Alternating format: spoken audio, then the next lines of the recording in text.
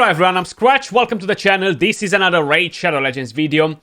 We are currently on the test server, guys, and we're gonna have a look at a brand new fusion champion, the new dwarf from the Call of the Arbiter series, Gnut. I think that's how you're saying his name. And at the moment, I just threw him in my clan boss team to see what sort of results we're gonna get in here. Kind of like comparing him a bit with Crazy Acrizia, you know? Very solid champion. Just let me put it like this. This is one of the best fusion champions we've ever got in the game for PvE content. Leaving on the side the arena champions like Rotos, champions like Tormin and stuff like that. He is a very, very solid champion. And honestly, if you have the resources available, don't miss it. Now, let me just quickly go over the fusion calendar before we're going to dive into the rest. So a couple of things that I've seen that they changed in here.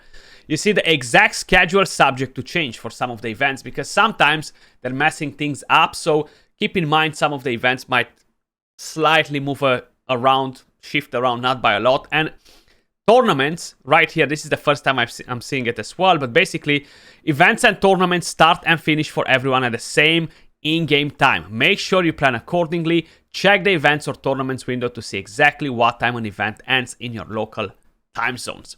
So keep that in mind too. Plus, of course, we do have a couple of different champions in there that are being used for the fusion. You see, we have two epics, we have the rares, and one of the rares is amazing. I'm actually going to drop a guide on it, so keep an eye for that. Is going to come today as well. But basically, this is the fusion calendar, guys, and we do have quite a few different things. We have one summon rush, and we have one champion chase tournament. So that's pretty fair play. As usual, you're going to be able to collect one of the epics from the summon rush. Now, the other epic, this champion cannot be obtained from any of these fusions, events, or tournaments. So that means that you're going to have to fuse the champion.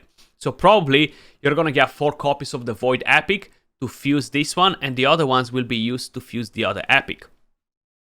If you are able to go in and get the epic champion, if you have enough shards, it's great. Keep in mind, you're going to have to take part in both of the summon rush and the champion chase, because if you see right here, you're going to need to collect this void rare from the champion chase tournament while you're getting, and the summon rush. So the summon rush and the champion chase, just to get that. And then for the epic, you can skip the epic if you're confident that you're going to complete everything else to get enough copies of the rare champions, the fourth one. And then you're going to be just fine. But as usual, we have the Dungeon Divers events, and we have 1, 2, 3 Dungeon Divers events. And Artifact Enhancement, we have 3 Artifact Enhancement events as well. 2 Classic Arena Takedown, Champion Training Tournament, Champion Training Event, which is on today together with the first Artifact Enhancement and the Spiders. Then the Dungeon Diver starts tomorrow, so keep that in mind. Don't start farming the Spider and don't do campaign today. Wait for tomorrow because all that will give you points for your Dungeon Diver. So kind of like maximize your rewards and the way you're using the resources that you have available. Other than that, it's not much that I can tell you about the calendar, guys, just what events we have in here. You can actually see them on the screen, so it's no point for me to go and read every single one of them. I'm quickly going to scroll right here. If you want to see them like this by date, it might be a bit easier for you guys. How they mentioned, subject to change. I wouldn't say that is a thing that they're usually doing, but every now and then it can happen. Going back to the champion, guys, we're going to try him around in quite a bit of content. We're going to go over Hydra, we're going to go in the Fire Knight, we're going to go in Dragon, we're going to go in the Spider's Den, and honestly, he's that champion that's going to be good pretty much everywhere. He's just nasty. Lots of damage. The way he decreases the defense is pretty good too. Plus, you're getting the weaken, you're getting the rest of the things coming from his kit, so definitely I do think that is a very, very solid champion. I'm actually going to stop it right before they're taking this turn. We went in 31 turns. We reached 100 million. So I'm curious to see what's going to happen. So let's see. They're going to get to do their counterattacks. So that's the A1. The A1 almost hit for, what, like 90k? So there we go. Cardiel, 10.6 million. Acrizia, 31 million. And Acrizia is crazy. Taras, 33.5. Marichka, no damage. Gnut, 23.7. And keep in mind, He is not in Relentless, okay? He's not in Relentless. He's on a Savage set. This Acresia is on a Savage set as well.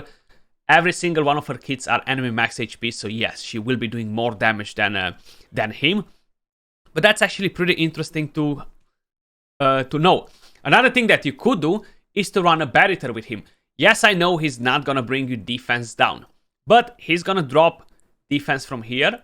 So it's gonna decrease the defense up to 30% on the enemy. So that's kind of like half of a defense down, but then he brings you weaken with this skill. So this can help you quite a bit too. And he has the enemy max HP hits. He's gonna drop you with this skill. Once he's gonna drop a bit the defense, probably for like 700k plus. And that's even on a Relentless set if you have some decent crit damage on the champion. So definitely very viable for clan boss content as well, guys. First, let's check his kit. So with the A1 is a triple hitter, has a chance to decrease the turn meter, and fully booked will be 100% chance to decrease the turn meter. If the target is immune to turn meter manipulation, or if they have very low turn meter and you're gonna decrease their turn meter, you're gonna land a freeze instead. So basically, this is gonna be very powerful for the Fire Knight. Great for wave control because you're gonna drop their turn meter and freeze them, especially if they're gonna attack you and you're gonna counter attack them straight after. Then with the A2, on a 3-turn cooldown, attacks all enemies, 100% chance fully booked to land decrease attack and a weaken on all enemies, places a counter attack buff on himself for 2 turns.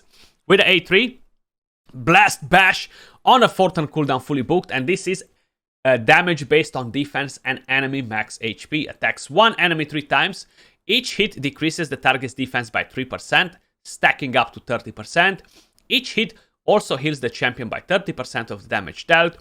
And boom, this brings a lot of damage. This will melt the Fire Knight, guys. Like, won't be any messing around whatsoever. Then the passive, when counter-attacking, deals 100% of the damage instead of the 75%. So he doesn't have the counter-attack penalty for counter-attacking. Basically, he deals the full damage. Aura increases ally accuracy in dungeons by 80. Very, very nice. Now, I have him built on a Savage set at the moment and a Perception because I gotta get the accuracy for the Fire Knight, for the Hydra. And total stats on him, 45k HP, 4.3k defense. I could try to push his defense much higher and try to bring in more damage from him, honestly, with the rest of the skills. I feel like that could work pretty well. But I'm gonna have to look into doing this probably later on. So 224 speed, full crit rate, 251 crit damage, 398 accuracy. The accuracy is a bit of an overkill here. We have a bit too much, you know. The weapon, helmet, shield, gauntlet, chest piece, boots, ring, amulet, and of course we have the banner. In terms of masteries, triple hitter, this is Screaming Giant Slayer. So we have support and offense, Giant Slayer, and here I went with Master Hexer. We got Cycle of Magic. If you want to use him for clan boss on an unkillable or something, you definitely want to get Retribution instead. It's gonna bring you overall more value, but still go with Giant Slayer because that's what will bring you more damage over War Master, considering that he has triple hits in his kit. That being said, let's take him in for a spin in the Spider Dungeon. So if we're gonna do a run on stage 25, I just quickly want to show you something. I need to increase the speed on him and I can take him on stage 10 without a problem. But basically, let's have a quick look at this run, for example. So I don't need the defense down. I've just put in there I've put in Stagnite just because he is faster than most of the champions. So from here on, we should be able to kind of like let it go on full auto. Okay, Artek seems like he's not doing the job properly, but look at that damage. Bang, bang, bang. That's how he's dealing damage. Like, he's not messing around. 700k, 700k, 700k. Now, if, for example, we're going to drop Stagnite, and let's look at bringing in a Cold Heart. So, fast Cold Heart. I think she should be faster than my Ignatius, hopefully. So, Ignatius should still be dropping the HP burn. If I'm not mistaken, let's see. Oh, at the limit. Beautiful. So, I'm going to have to manual because, you know, Cold Heart, she's a bit doo-doo, and she doesn't do the A3 when needed. So let's go A3, 741k. Pretty nice, Cold Heart. Like, yeah, you're not doing a bad job. You're not doing a bad job, that's fine. And then, of course, we have this, and then we have Gnut coming in. 700, 700, 700. Actually, we got a weak hit there because it's a weak affinity. But basically, he's hitting the enemy max HP cap with every single hit. Now, that's because I half him on Savage. If I would drop the Savage, that won't be as easy to achieve. But I just kind of like wanted to point that out for you guys to see that he actually drops very, very solid damage. And I'm loving it. I'm loving it. Let's see for you guys remember I used to do the Septimus one shot, right? Let's see if we can actually get it done with him in here. So let me just quickly find my Venus, and hopefully she is a bit faster than him. Venus, where are you hiding? Are you faster? Yes, you are. Beautiful. So we're gonna land the defense down and a weaken, and at the same time we're gonna have HP burn just in case. But I feel like with the 3 hits, he should be taking down the spider. Like, let's see. Are we ready? Ooh. Oh, yes, baby. You've seen that? Have you seen that? Wrecking it. So this is very, very strong for progression, guys. If you are struggling on any of this content, hell yeah. You gotta love it. And you can do the exact same thing on stage 10 hard mode. Use him, the rest of your champions, and he's gonna drop the enemy max HP 3 times. So basically, with a decent build, and you might need a defense down on that stage if you don't really have very good gear, but you're gonna be able to drop 30% of the target's HP instantly. So let's quickly bring in, for example, an Arbiter. So just to have a quick look at how exactly it works out. So there we go. We have no defense down, no weaken on here, but hopefully we're gonna get enough Thermitter to drop the cap, you know? So let's see. Come on, boy. So we have 1 hit, 1.3 million, 1.8, 1.3. 1.3 million is the 10% cap. You've seen the damage. No defense down either. So absolutely top-notch champion. Let's take him in for a spin in the Dragon Slayer. So we are on stage 10 Dragon hard mode, guys. I haven't tried him in here, but I would assume he's gonna be able to do the job just fine. So he's bringing us the accuracy aura as well in dungeons, which is great. Let's drop all the things that we need in here. Okay. You see, dropping a bit of Thermitter. Of course, this is not really gonna help us on the Dragon, the Thermitter that we're gonna get from him, because it's pretty pointless. But you've seen that damage that we just dropped in with him, and he got back on full HP, which is great. So that's awesome, awesome stuff. Of course, from here on, we're gonna have Steltes to do the carry, but that's actually a pretty good combo of allowing him to come in here and whoop a bit of damage. Now, yes, Theodore does an amazing job at it. You see, 2.7 million damage.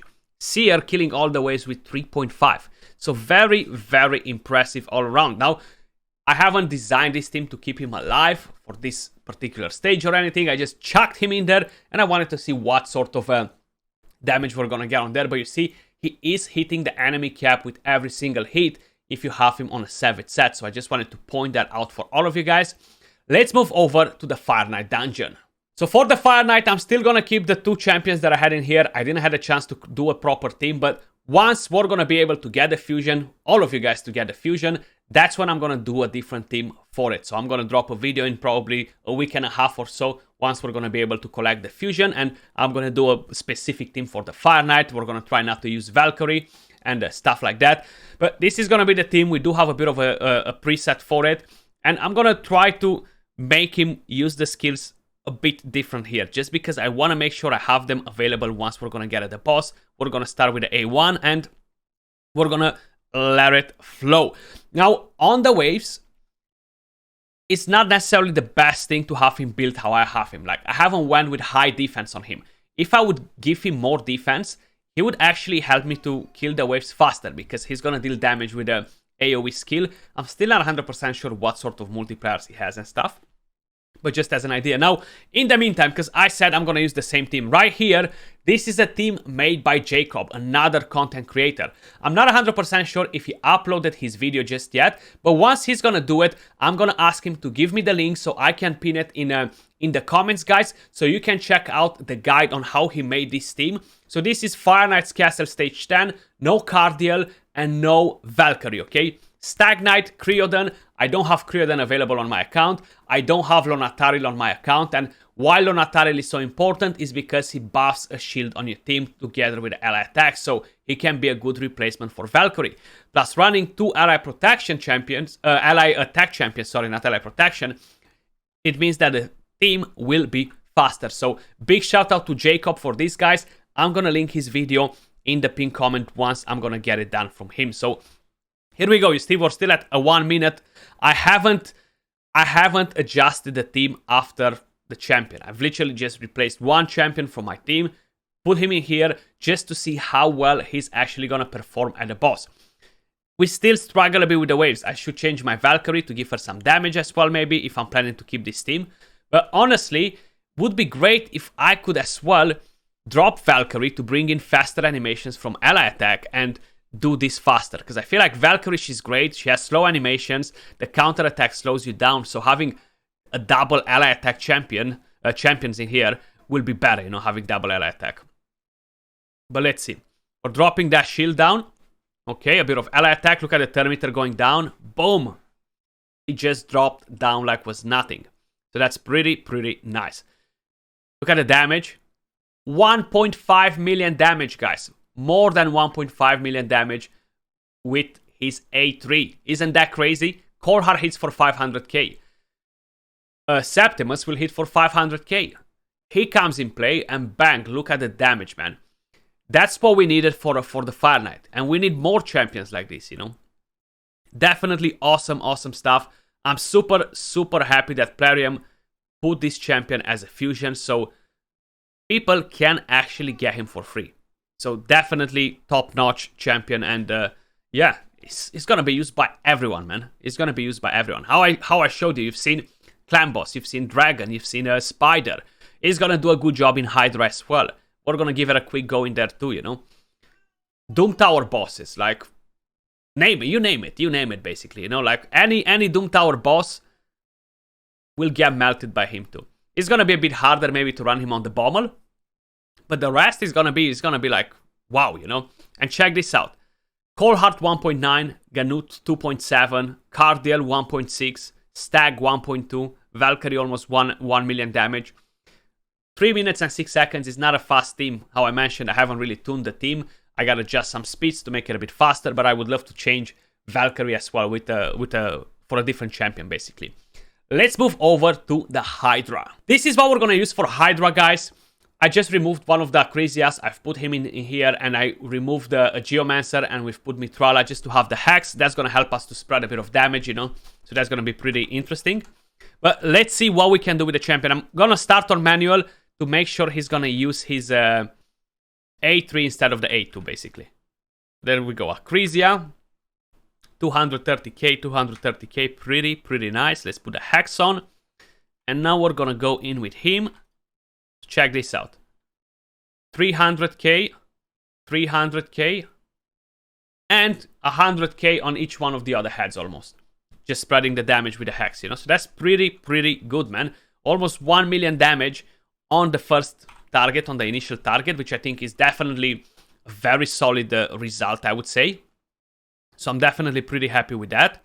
And seems like he's gonna be able to put in some serious work in here too as a single target DPS, 100%. But you will kind of need a bit of help from a champion that brings in Hex or something like that, you know. I'm not gonna do an entire run on Hydra, guys. I just wanted to show you what he can actually do in here with the enemy max HP. Very solid damage from a single target champion, 100%. You can spread it with the Hex. Once the heads are decapitated, the damage will be even more impressive. So that's another thing to kind of like keep in mind, you know. One more thing that I do want to try, guys, is to use him on any of the Doom Tower bosses that we have available on this rotation. So we have the Magma Dragon. Unfortunately, this rotation is strong affinity for him, so it's gonna be pretty pointless. The Scarab, not the best boss to try him on, but we do have the Nether Spider. So right here, this would be something that I would normally run, but we're gonna take this Septimus out actually, and just bring him in instead. Where is he hiding? Recently used first. I clicked on the wrong thing. So recently used first right here. I do have an Acrisia to put in some damage, but let's see how are we going to melt this boss. We're not going to count on having defense down. And the good part about it for the Nether Spider is that if you're not running a team to land the HP burn and then bring the defense down and kind of like play it like this, having him in the team and decreasing the defense without needing accuracy because he's not landing an actual debuff is actually great. He's gonna bring in a lot of damage like this, you know. He's gonna help the rest of the team too. So definitely a pretty solid one actually. Thermimeter manipulation for waves and a bit of freeze every now and then. That's helpful. And there we go. We add a boss. And this is hard mode, the last floor, by the way. So Acrisia 628, 678k.